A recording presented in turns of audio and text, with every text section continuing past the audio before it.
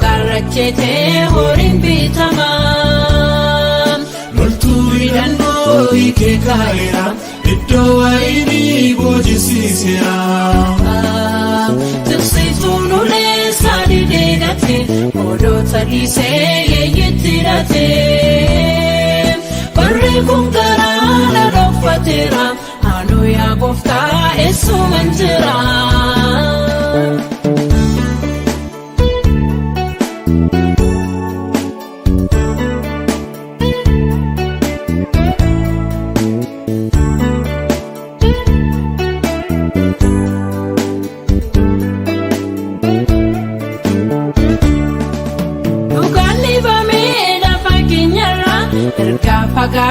Pagatin Choponu gedoti mi sedakagin Jagodatin Nani akasa arkende beu Tubayisan Mana keke sati walitti tau Kiyo badisan Apam bercuma di daerah fama Lukarachete horin bitama Multuridhan boike kaira Iddo waini bojisisira Tiksitunu le sadi degate Odo talise yeyitirate Barre kungara la rofatira Anu ya gofta esu manjira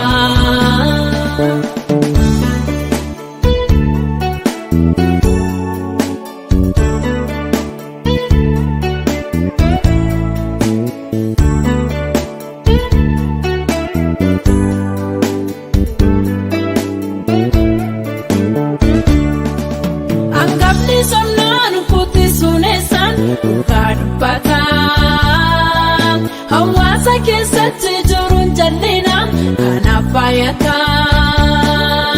Ergabbaan firdii dhugaa tuffatiin haqee lafattiin Uummatni quphaa argeen deebi'u beekee cubbutti Abbaan barcumaa didiraafama dhugarrachetee horiin bitama Multuridhan boike kaira Iddo waini bojisisira Tiksitunu le sadi degate Odo talise yeyitirate Barre kungara la rofatira Anu ya gofta esu manjira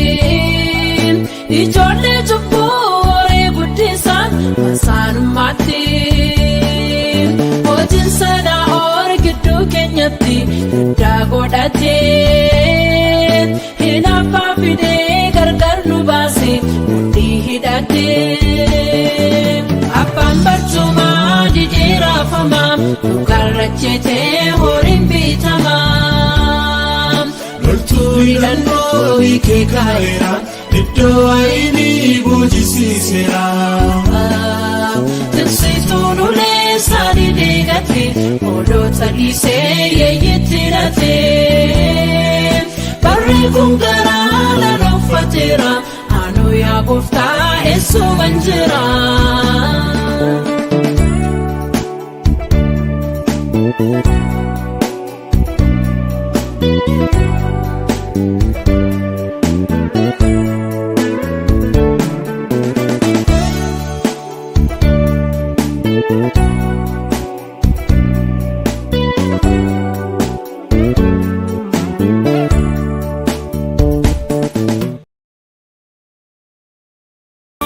Oromia Yasuna Gada Then itim come to Malaton si Oda Alis Bian Taba Then itim Tadatu Yato Oromia Then Injirub Abdatu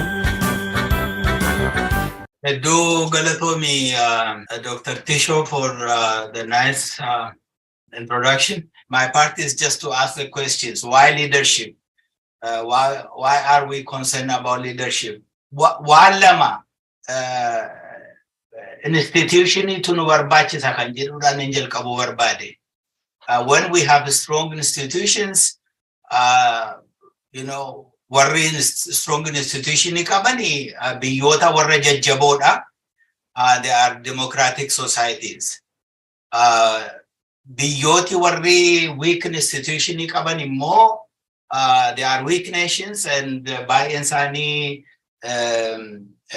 lafa democracy in hinjirre. Enna deebine dudubatti deebine seenaa ilaalle yeroo gadaanni sirni gadaa Oromoo jabaa turetti the Oromo nation was strong. The Oromo nation was overcoming its enemies. The Oromo people were living in peace. Yero Gadan Chabetimo, we all know what happened, so I don't really need to go into that. Why institutions? Institution in Mali Barbachusu and Najene institutions Rojal Kabani Akuba organization Tijal Kabu Garu organization itani kan alatan kesa kan institution ita ubaye yartuda. Warra endurance kabani. They are capable of continuous growth. They are able to cope and adopt one at the Dajratu, and they can also trust into the future. Kanafi organization akkasitu nu barbachisa Oromonisi. Ammallee taanaani dudubatti deebinee ilaallu sirna gadaa yeroo deebinee waa'ee isaa yaadannu sirna Sinqee kan eessatti hidhatee jiru yeroo yaadannu waa'ee qaalloo institution yeroo yaadannu wanti isa keessatti ta'e sun wanti dhaabbatee ammallee ammam akka inni influensii nu godhu argina. Kanaafi gara fuulduraatti yoo deemuu barbaanne guddina sana yoo barbaanne institutionii keenya guddisuun nu barbaachisa isa jedhu irraati. Then institution of leadership immoo attamitti walitti tannaa jettani leadership ni addum akkuma natti agarsiisu tokkoffaa they set the tone. Maal jedhu qurxummiin mataa raammaa jedhu miti. Wanti mataan raamma'e dhanni isaa nagaa ta'uu hin danda'u. Leadership ni gararraa taa'eetu foonii sana seetii godha. Then the entire organization isa emulate godha, isa follow godha. Inni kuni ethical values institute gochuudhaani warra kaan inspire godha.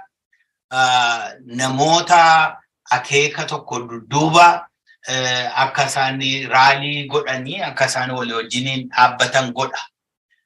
Kanaafiti baay'ee inni sun barbaachisaadha jechuudha. Inni kabiraan leadershipini liidaroota gara fuulduraatti developii godha. Seenaa keessatti yeroo deemnu wanti agaru tokko jira. There are leaders who were able to raise other leaders, and then there are leaders who failed to do that. Macaafa qulqulluu keessatti leaderin Musee jedhamu tokko tureera. Museeni nama Iyyaasuu jedhamu gruumii godheetu qopheessee isa bakka buusee darbe. Kanaafi eega Museen du'ee booda Iyyaasuu took over. Saba sana Waaqayyo isaaniif promisii godhetti waadaa galetti, he was able to lead them into the Canaan. Iyyaasuun garuu yeroo laallu, Iyyasu was strong in many ways, but he didn't raise a leader. So after Iyyasu, what we find is what is said to be yeroo manni judges yeroo jedhamu namooti adda addaa ka'anii judgiin iddoo addaatti ka'ee kan dhaabbate dhuma macaafa judge inni ilaaltanii yeroo sanatti nama kan geggeessu waan hin turinii fi namni hundumtuu waan fuula isaatti gaarii isatti fakkaate hojjeta ture jedha. There was a disarray. Kanaaf leadership ni barbaachisaadha isa jedhu sana agarsiisa. So leadership maal hojjeta? Akkuma agartan irratti there are many items we could talk about akkuma sila kaasne. Build godha, build, cultivate and nurture institutions, cast vision, set good example, inspire, motivate, improves communication, creates healthy environment, improves productivity, increases efficiency,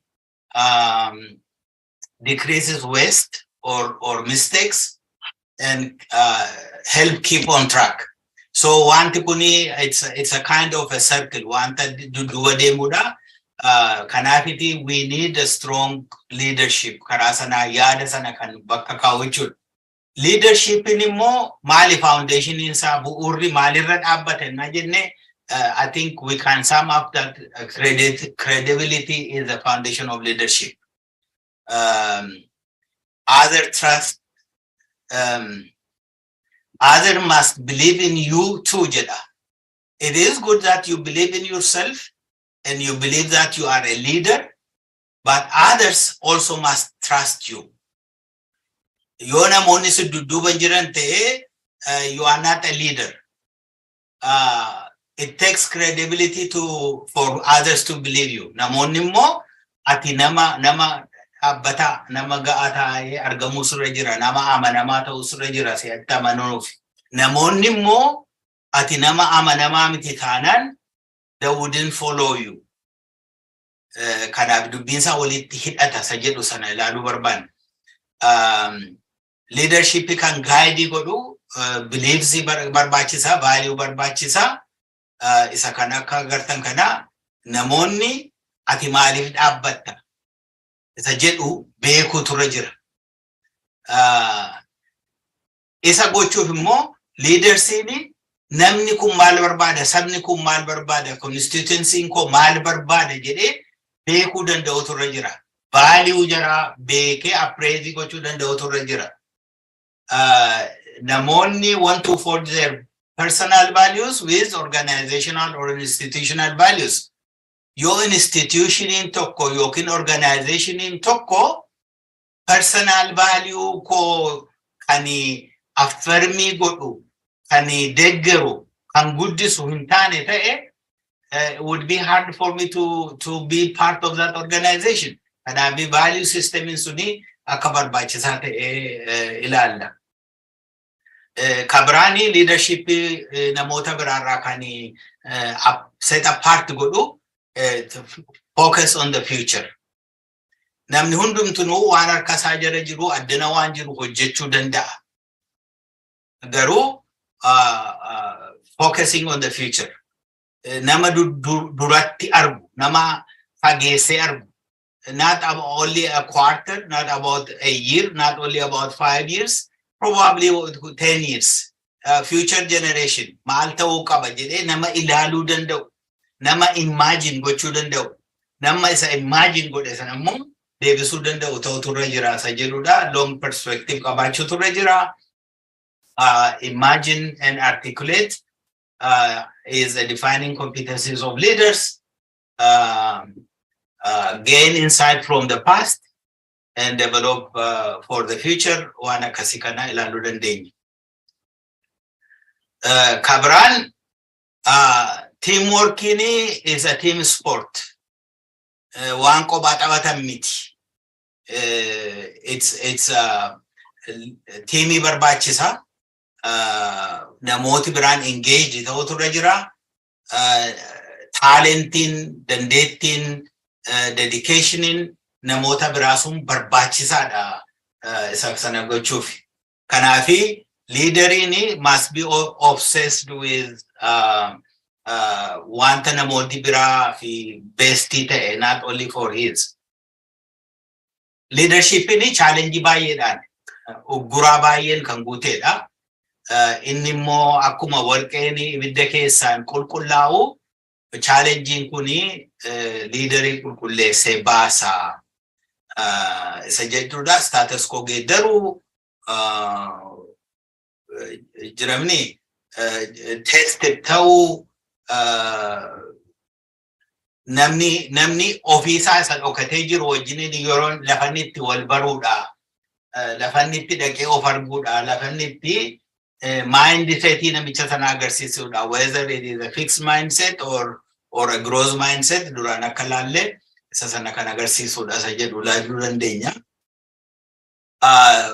Kan biraani example leadership ni example-dhaan leadii godha. Ani waanan lallabu biraadha ani kanan hojjedhu biraadha isa lallabu duukaa bu'ite sanni ittiin jiraadhu dhiisi yoo namni jedhe waliin argu jechuudha. Kanaaf you either lead by example or you do not lead at all. Leaders keep their promises and become role models for values and actions they espouse. You must go first. Yona motiviransi duka akabu ambarbade ati dursus rejera. Do not ask others to do something that you are not willing to do. Be willing to admit mistakes. Namni karaunduma guutu ta'e injiru dadhabbii ofii beekuusu barbaachisaadha. Leadership is an affair of the heart. Kanaafi namoota warra geggeessinu sana, institution geggeessinu sana jaallachuun nurra jira. Wanti gidduu kana agarre tokko orthodox church keessatti waan agarre tokko isa kana natti agarsiisanaan. Namoonni kuni saba waaqayyoo falminaa jedhu warri namoota keenyatti falman. Namni nama hijibbuuf, nama hin jaallanneef, nama argaa isaa hin jaallanne tokko falmuu hin danda'u. Isa biraan wangeelan ga'a jechuu hin danda'u. Kanaaf leadership it's really a matter of the heart inni dubbiinsa. Leaders make others feel important. Graciousness sana barbaachisa. Namoota biraa energize gochuu sana barbaachisa isa jedhu. Namni leaderii ta'e tokko immoo barachuuf nama of qopheesse ta'uutu irra qaba irra jira. And kuni the best learner, you can be a better leader tomorrow. Isa sila ilaalle growth mindset. Sana qabaachuu skill addanaa akkatti masterful godhanii attention, time, practice, willingness to ask for support, waan akkas akkasii. Amantaa, trust. Inni kuni social growth isa jiru sana. Amma akka Oromootti maali safuun Oromoo, duudhaan Oromoo, yaanni Oromoo, aadaan Oromoo. Yoon aadaa sana respecting godhu ta'e, safuu sana respecting yonnaan hin godhu ta'e, duudhaa sana yoon respecting godhu ta'e, I cannot lead that people jechuudha saba sana. Now, you must trust others before you earn their trust. Kanafi trust ini giving it jalqaba. You have to give your trust kana booddee namichi sun lose godhu. Ani akka barsiisaatti gaafa ni semestera jalqabu, every student in my class has an A. Now it's up to that student to keep that an A or lose it. Trust ini akkuma sana akka ilaalluudha. Leadership style baay'eetu jira. Tuuliidha kuni garuu. Namni leaderii ta'e tokko yeroodhuma hundumaa fakkeenyaa fi democratic leaderii ta'uu hin danda'u benevolent yookiin liberaalii tuuliidha kun. Toolkitii keenya isa keessa jiru kana lafa kamitti isa kamiin gargaaramuutu nurra jira. Lafa kamitti inni kan effektiivii ta'ata jedhu sana namni leaderii ta'e tokko irratti yaaduu qaba isa jedhudha. Kabiraan waa'ee leadership yeroo yaannu asitti maqaa keessan galchaa jedheera. An addanatti garee hambisaa can make a difference. jechuu danda'u irra jira. Every one of us can make a difference. Akkuma sila dubbanne nuti karaa baay'ee miidhama hedduu qabna. Institutioniin keenya baay'een dadhabaadha. Organizationiin keenya baay'een dadhabaadha. Attam goonee isa kana guddisna attam gooneetu akkan world class institutions akka qabaannutti goona ni jedhu. I think we have to believe that we individuals can make a difference. Walitti dhufnee immoo walii wajjiniin mari'annee obboleessi koo kuni obboleettiin koo kuni isa kanarratti what can she contribute, what can he contribute, how can I can make good use of his talents, her talents, how can I make that the talent this guy has shine out so that our society would benefit from it. Isa jedhu sana yaaduu danda'uun suni barbaachisaa natti fakkaata. So we can impact others. We need to believe in ourselves personally, individually, as a group. Ofii keenya irraa jalqabaa isa jedhu. Warri kuni growth mindset isla warri jalqaba dhuftanii video gabaabduu tokko laallee turre challenge jaallachuu effort irratti amanuu jirani. I'm not good in math jechurra jedhe gurbaan innaa yaadattu ta'e I'm not good in math yet jedha. Because given effort, given my willingness to learn, I can conquer that journey. One that ebeju suna gochuu nan danda'a. Resilience sun jira, successful hin jiraata. Yoo fixed mindset qabaanne garuu kufaateetti nu geessa. Inni kuni growth mindset garuu gara guddinaatti nu geessa isa jedhudha. Isin immoo maal yaaddu? Sila akkuma Dr. Barun jede, this forum is not really for one person to teach and the others to learn. This forum is for us to come as peers, as equals. Wali wajjinin dhufne haasofne. How do we solve our common problems? How do we forge a common future for our nation, for our children, for our grandchildren, for our tomorrow? Sajetu sanarratti haasa'udha. And ani gaafini gaafatame presenti godhe kanan gaafatame Tony seti godhe isa jedhu duwwaanatti fakkaata kana naagaletti my opening remarks naan jedhani yuudha. Waana namarratti dudubbadhe kana baay'eensa I think individual presenters warreen duukaa jiranii isaanii sana duuba dhufanii isaan sana godhu and I'm done here. Galatoma. Thank you very much. That's actually a wonderful presentation. You did set the tone. We're saying the reason why Oromo institutions are not strong is not, there's not inherently something wrong with us. It's possible to have better leaders and to build better institutions. We need endurance, leadership that can guide us, inspire us, motivate us, and of course to have endurance produce other leaders. Kanjaruda. For the next 15 minutes, it's a Q&A session, but it could be, if you have comments, just raise your hands. You can add to the discussion. Hopefully somebody's taking notes on these additions. This notes will help us to gather some important information that we can build into our learning tools. But before that, I would like to welcome Kaita, Tashala, and Lubaguta for joining us. Welcome. Raise your hand and I will call on you. Whether you have questions or comments on the presentation we just heard, and I'll give 2 minutes to each audience to ask their questions or make their comments.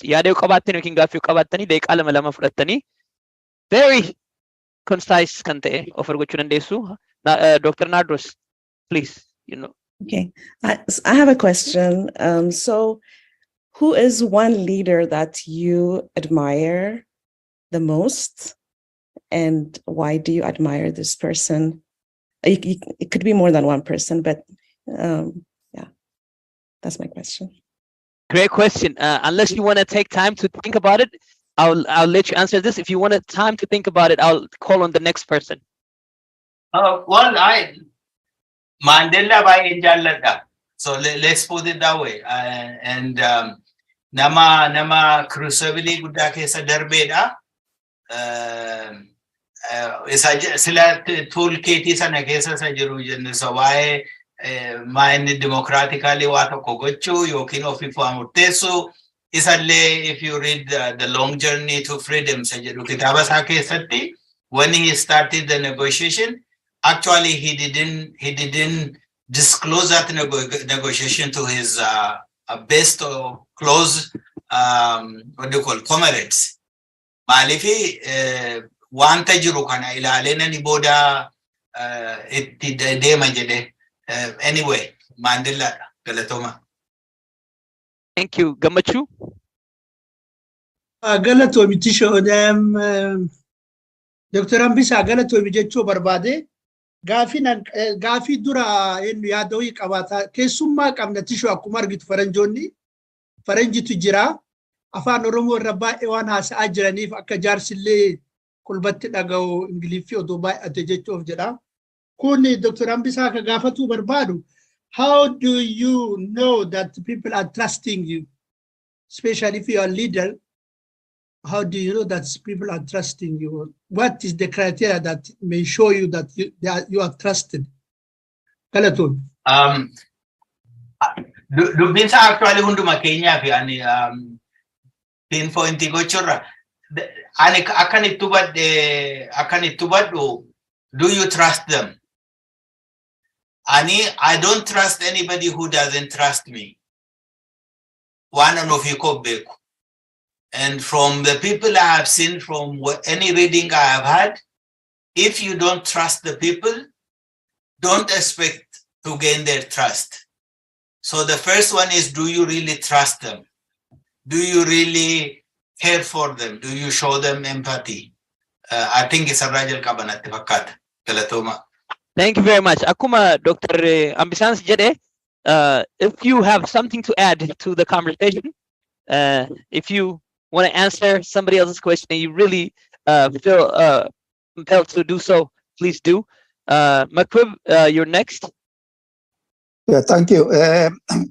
Galatomi, Dr.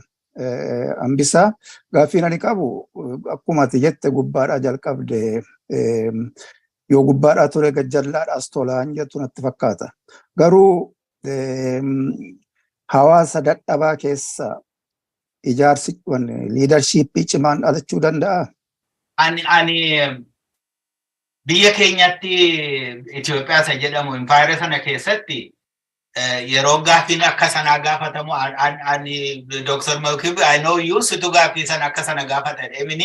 Namoonni they want to frame that they are dictators because the people don't know democracy. Kan jedhu kan agarsiisantu jira. I don't believe in that. Tokkoffaa akkan jedhe leadership namni leadership whether it is assumed or it is through election, namni leadership yeroo fudhatu maal jechaa jira? I see into the future. Nama na bidduu jiru kanarra caala an gara fuulduraatti waan jiru argaan jira jechuu sanatti fakkaata. Yeroo sana ta'u dadhabina kan inni avoiding goone waa tokko jiraachuu danda'a. Fakkeenyaaf amma Oromoo gidduutti rakkinni nuyi qabnu tokko baay'ee nama amanna. For example, tarii tokko irratti miidhama sana qabaachuu dandeenya ta'a.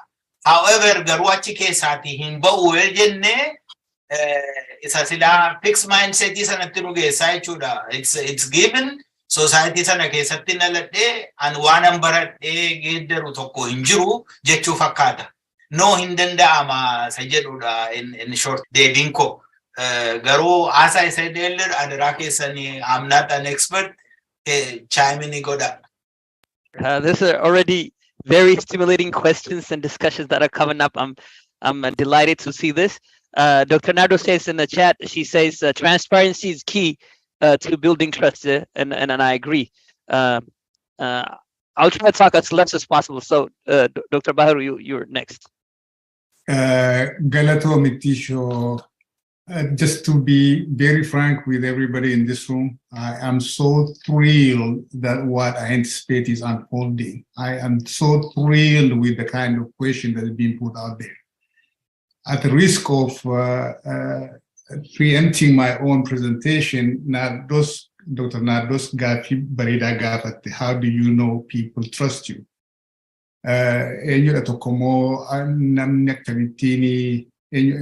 Makbibtu Gafate na fakata. What was it Makbib Mayadachis? One time I just tell you Manakana case that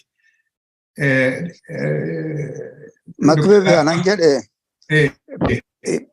leadership pitchman ijaarsa hawaasa dadhabaa keessa ba'aa is not interrelated. Excellent question. Isa dhannan sitti dhufaa jiru jalqaba sana gaani dhugaadhuma jirurraa seenaarraa wanta argaa jirurraati namni tokko liidarii akkamittiin eenyu duukaa akkam deemu maaliin barta maaliif akka inni liidarii ta'e jedhamee yeroo hundumaa waa'ee successful leader yeroo deessinu. Take Mahatma Gandhi. I did not live under Mahatma Gandhi. I read his history. The entire billion people of India rallied behind him, and at the risk of offending my friend Galato, were able to get the British Empire leave their continent. Very good example.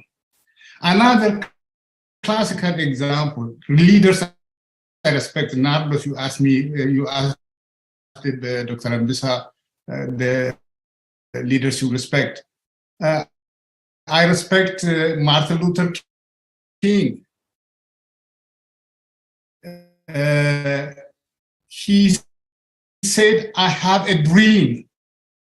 That is a leader that was able to see the big thing ahead, far ahead of any other human being.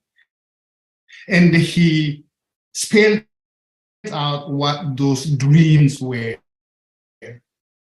And true to his words, we have not fully accomplished, but today the world is seeing some of his dreams come true because the tools, the ideas, the strategies he left behind is being taken up and implemented by different group, by different generation. Akamittin namni trustee si godhu akamittin beektaa nama jedhetu jira. Another question. That is how you know how people trust you. The entire mass follows you.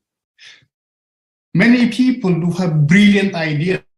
That's why they rush to create the organizations, as we all do. All of us do that. But dude, out of 100 efforts that's being made to start new organization, the success rate is less than 2%. Look at the survival of business or whatever they call it. Why? Because not every leader or somebody who aspiring leader who had a vision is able to rally people, human being that he or she needs around that vision and be able to realize the vision. I'm already cutting into my presentation, but I love it. This is my personal opinion and my feeling. We like organic. It doesn't matter if you're taking some of your presentation up here, organically developing. So I like it. Dr. Ambisa Galatoom wanta presenting wateefi waan baay'inuu argisiifte. Waan tokko garuu I think gaaffii amma kakka'anii Dr. Makbibis kan kaase irratti ta'e no, just I wanted to to say something. Leadership in dhuguma barbaachisaadha. Gubbaadhaa yoo rakkinaa qabaate the whole body politics akka inni nagaan arganne beekamaadha.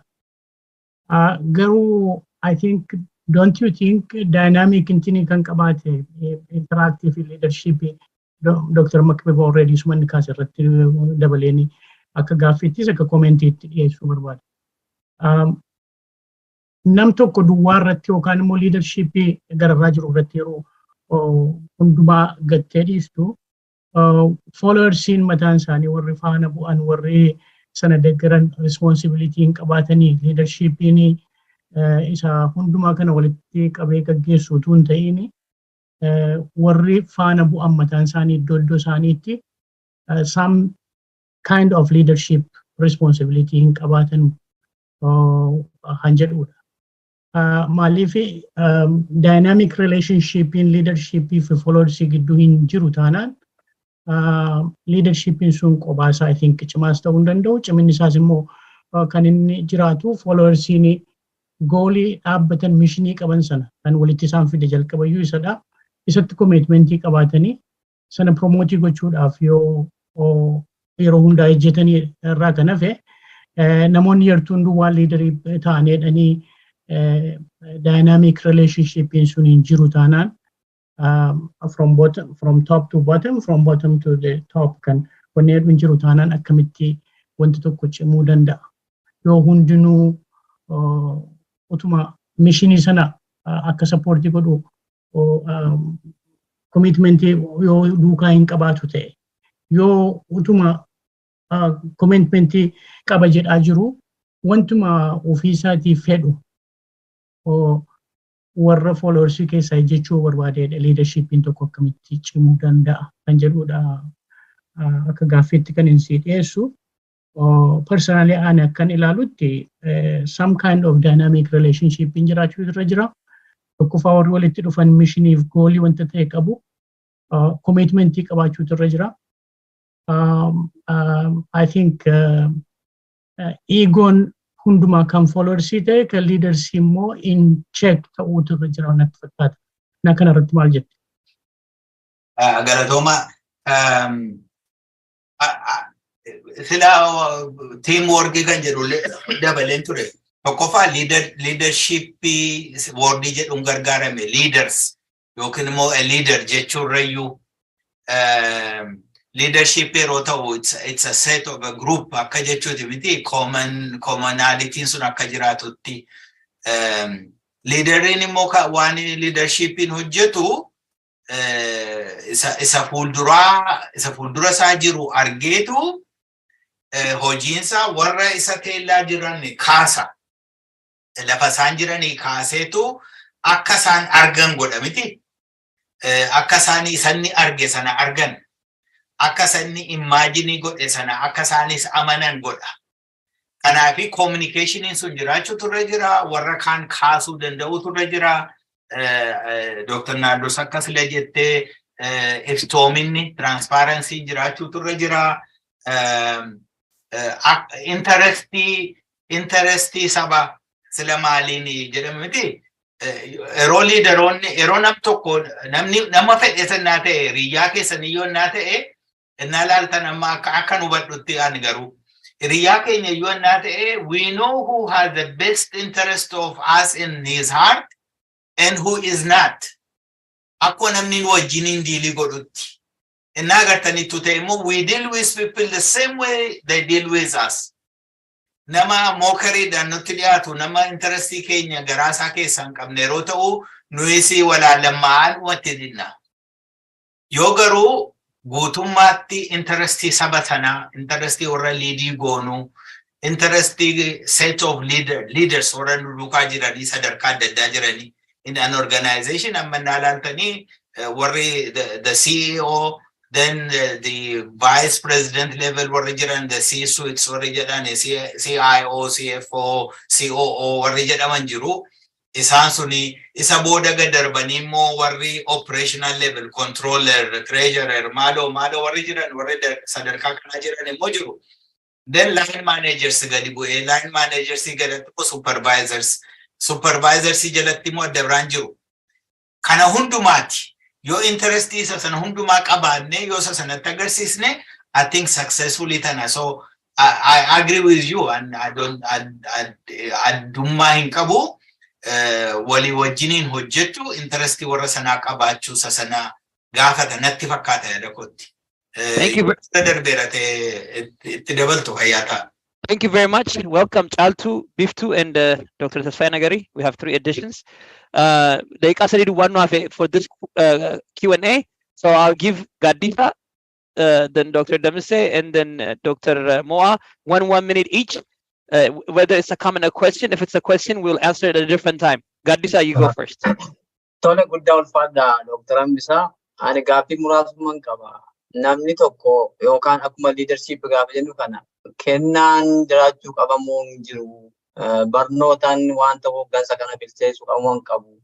Amma biyya keessatti gaafa agarru namoonni muraasni harkuma yookaan jira gareemaa wal fudhatanii yerootti gandas ta'e aanaas godinas biyyittis gaggeessan kan kennaa hin qabne barnoota hin qabnetu biyya busha waan ta'eef hooggana waan ta'eef inni kun akkamitti ilaalama? Kennaan uumamaan jiraachuu qabamoo hin qabu?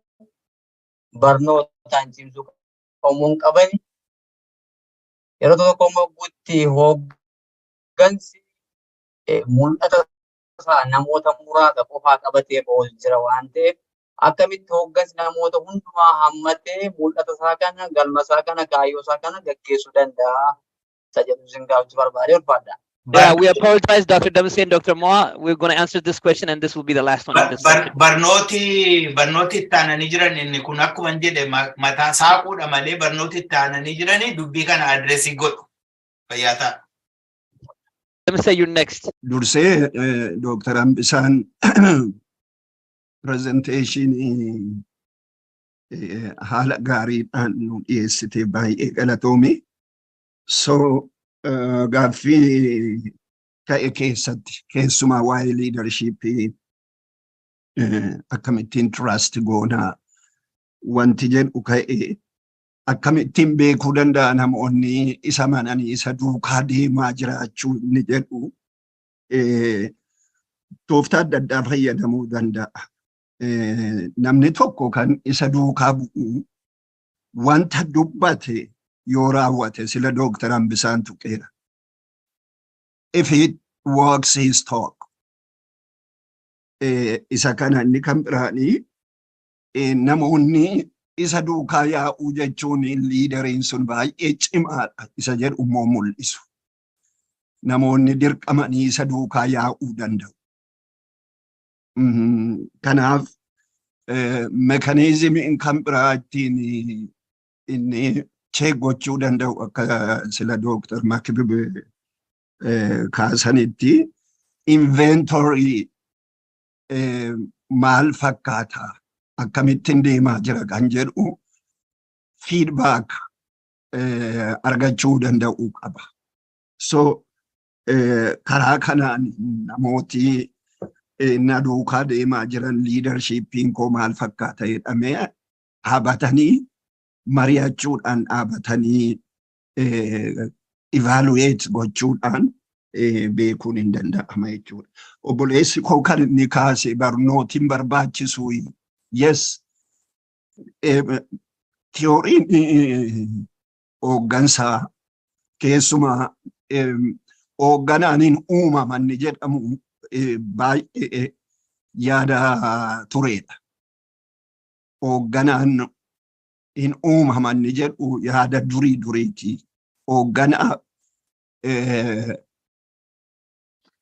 ijaaruutu danda'ama, develop gochuutu danda'ama. Kanaaf hooggansi barnootas barbaadaa, it needs skills, behavior jiru cultivate gochuu barbaadaa, sirriitti leenjiidhaan guddataa kan deemu malee akkasumaan kara deemaa fuudhanii haa geggeessu sababiin yookiin dubbatuuf maal ta'uu danda'a. Inni kun biyyoota baay'ee adeemsa baay'ee kiraayisisii keessa kan galcheedha. Kanaaf barumsis hin barbaachisa. qualitiin namni sun leadershipii keessatti qabu maal fakkaata jedhanii ilaalanii isa jajjabeessaa deemuun baay'ee wanni ta'a. Dr. Makbib gaaffii isaan sila kaasan keessumaa ijaarsa dadhabaan hooggana horuu danda'a. In fact, iddoo baay'eetti hooggansi ciccimoon kan nuyi arginu lafa rakkinni cimee mul'atu akkasiitti. So baay'ee seenaadhuma haala adda ta'een hooggantoota ka'a yeroo laaltanii ammal tokko biyya Filiippiinsitti rakkinni guddaan social problem gaafa uumamu hooggansi tokko achuma uummatuma keessaa bahee jechuudha. Rakkinatu dhala. The only way to start is to start jedhee jalqabee and they succeeded. So rakkinni hin dhalaa haa ta'u malee rakkinni qofa keessaan dhalatu liideriin ijaaramee barnootaanis kunuunsaa hoogganaa argachuun hin danda'ama. Thank you. Thank you very much. Very valuable addition. We'll hear 1 minute from Dr. Moa and Dr. Nardos. One minute each, please.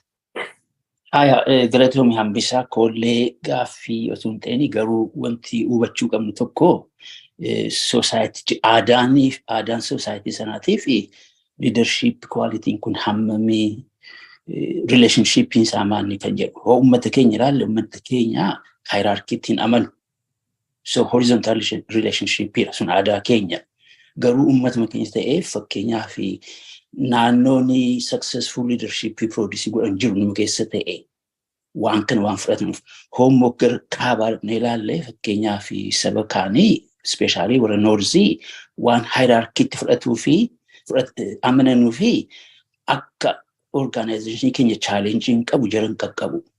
So gaaffiin koo hundi keenya reflect kan gochuu qabnu at the end of the day waa'ee uummata kanaa ijaaramota keenyaa waan ta'eefi so what is the relationship producing effective leadership in the culture of the society, this hierarchical relationship or horizontal relationship kan jedhu hambisaa sontaane warra kaanis waan irratti effective gochuu danda'u galatoma.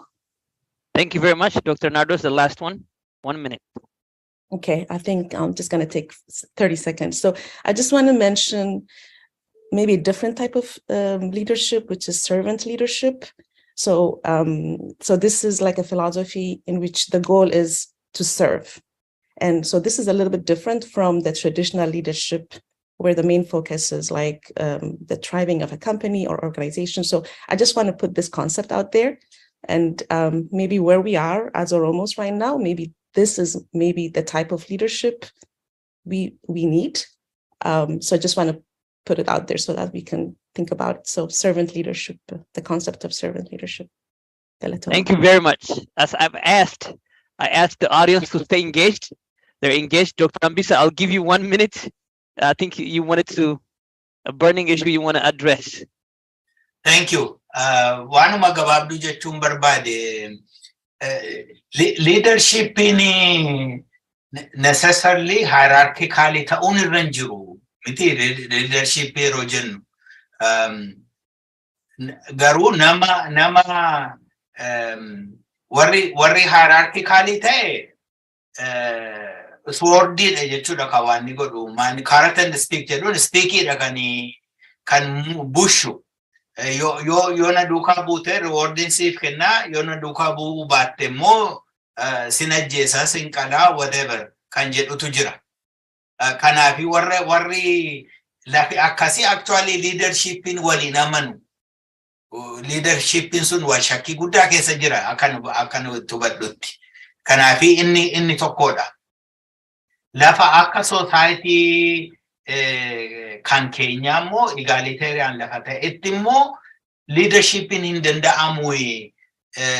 Principally egalitarian sanaatu walqixxummaa saba sanaa eegnee fi saba sanatti gadi buunee itti mul'annee garuu abjoonne jechuudha, envision goone visionii keenya sana itti agarsiisne akka inni yaada keenya bitate yaadi keenya yaada isaa wajjiniin walii gala taanaan vaaliuun keenya if it is set in the population's value namoonni suni hin amanu sababa hin qabu kanaaf isarratti hojjechuun hin danda'ama akkuma Dr. Nardos jette there are lots of leadership styles leadership waan inni kan jiranii probably namoonni tokko kanarratti yoo representii godhanii hin dubbatu ta'a